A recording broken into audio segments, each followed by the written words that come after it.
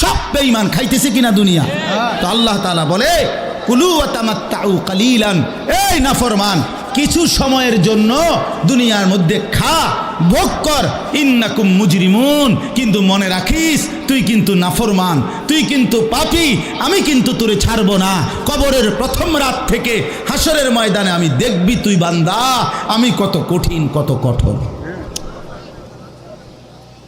তোরে আমি দেখাবো। ভাত খাইতে লইছ খাও, ভাত খাইতে লইছ খাও বান্দা, এখানে আটকামু না, এখানে আমি জানোয়াররাও আটকাই না, আমি জন্তু জানোয়াররাও খাইতে দেই, তোরে দিতাম না কেন বেটা, খা বেটা। কিন্তু ইন্নাকুম মুজরিমুন, মনে রাখো 7টা বাজে নাস্তা করতে বসছো, আল্লাহ যেন ডাক দিয়ে বলে বেঈমান খা, ঠিক আছে নাস্তা, কিন্তু মনে রাখিস ফজরের নামাজ পড়স নাই, আমি হিসাব রাখছি। রাত 10টা বাজে খাইতে বসছ বেঈমান, ঠিক আছে খা, কিন্তু মনে রাখিস এশার নামাজ পড়ো নাই।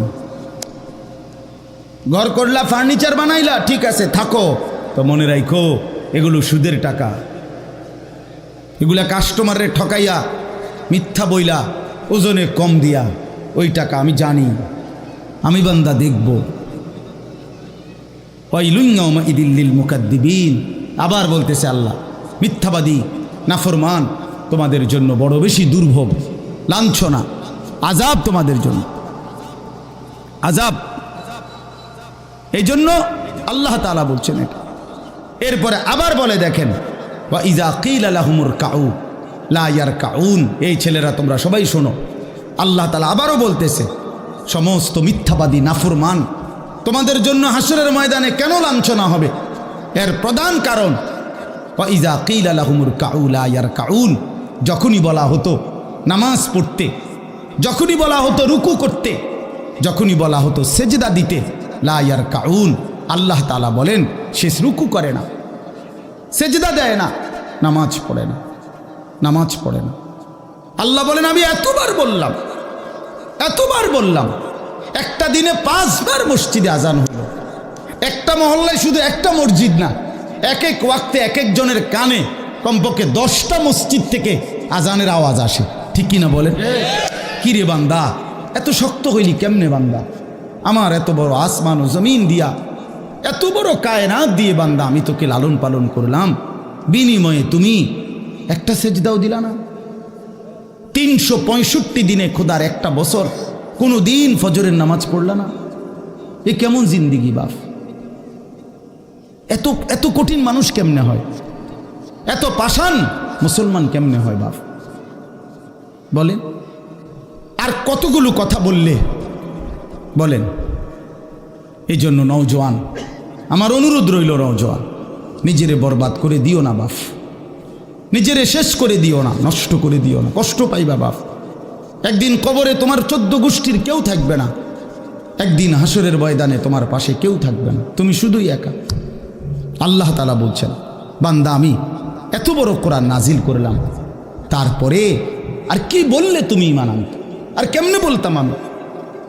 নবীজি জিজ্ঞেস করবে, খোদার কসম নবী জিজ্ঞেস করবে, উম্মত 23টা বছর আমি দিন রাত কাঁদছি রে উম্মত, তুই জানোস না উম্মত আমি তোর জন্য কি পরিমাণ কাঁদছিলাম, সারাটা রাত আমি কেঁদেছি, তায়েফের পাথরের আঘাতে আমার পিঠ ছিদ্র ছিদ্র করে ফেলছে, আমি ক্ষুধার কষ্টে পেটে পাথর ভাঙছি, আমার ঘরের চুলায় আগুন জ্বলে নাই, আমি দান্দার শহীদ করে সারাটা দেহ রক্ত মাখা হয়ে বেহুশ হয়ে উহুদের প্রান্তরে পড়েছিলাম, এত কাঁদলাম, এত রক্ত ঝরাইলাম, 23 বছরে বিনিময়ে উম্মত আমি বুঝি তোর কলজাটা নরম করতে পারলাম না। কি বলবেন ভাইয়া? এই ছেলেরা বাপ কি বলবা তোমরা বলো দোস্ত? আমরা যারা মুমিন নিজেদেরকে চিনি, জানি যে আমরা মুসলমান, আমরা মুমিন, তো আমাদের কাছে আল্লাহ তাআলা সবচেয়ে গুরুত্বপূর্ণ একটি জিনিস চায়। কোরআনুল কারীমে আল্লাহ তাআলা আমাদের মুমিনদেরকে, ইমানদারদেরকে ডাক দিয়ে দিয়ে বারবার এই চাওয়াটা বলেছেন, ইয়া আইয়ুহাল্লাযীনা আমানুত্তাকুল্লাহ। এই কথাটা আল্লাহ তাআলা কোরআনুল কারীমে বহুবার বলছেন, হে ঈমানদারগণ, হে মুমিনগণ, তোমরা যারা বুঝো যে তোমরা মুসলমান, তোমরা মুমিন, তোমরা ঈমানদার, তো আমি আল্লাহ তোমাদেরকে বলছি, ইত্তাকুল্লাহ, তোমরা তাকওয়া অবলম্বন করো, তাকওয়া অবলম্বন করো, আল্লাহকে ভয় করো, তাকওয়া গ্রহণ করো।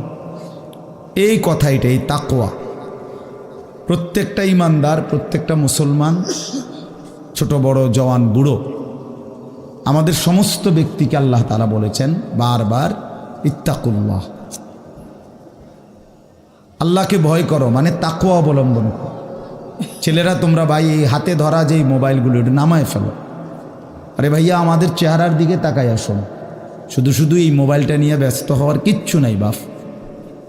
এতে এমনিতেই মোবাইলে অনেক বয়ান আছে অনর্থক, এটার দিকেই যদি পুরা তাকায়া থাকো তো তাইলে আলেমের দিকে তাকাইবা কেমন?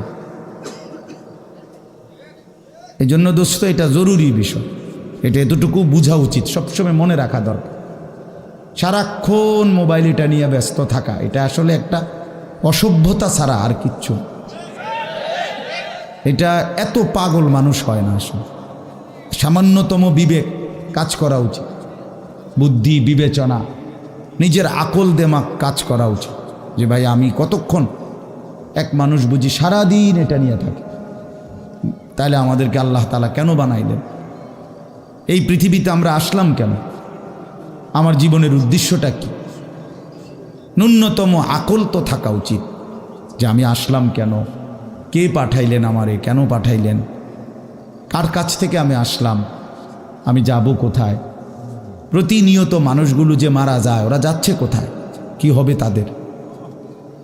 এই সামান্যতম বুদ্ধি দিমাগ একটা প্রাপ্তবয়স্ক ছেলে, তোমরা কারো বয়স 14 বছর, কারো 16 বছর, কারো 18 বছর, এ তো পরিণত বয়স, মানে পরিপক্ক বয়স।